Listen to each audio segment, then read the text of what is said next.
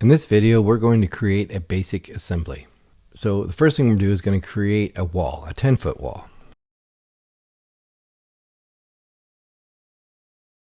Now that I have my wall, I need to make an assembly. So I click the gear to edit it, add assembly item, and now I'm going to make a 4-foot dent shield. Call it linear square foot. The height is 4 feet. Save that. Edit again. Add assembly item. I'm now going to do a 6-foot water shield. Select linear square foot. Height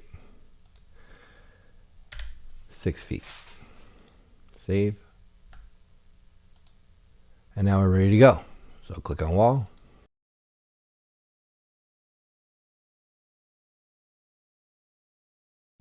Okay, so we now have drawn our wall, and we go back to our item list, and we have 84 and some change, or almost 85 feet, 339 lineal square feet, and 509 lineal square feet of water shield. So we have our wall.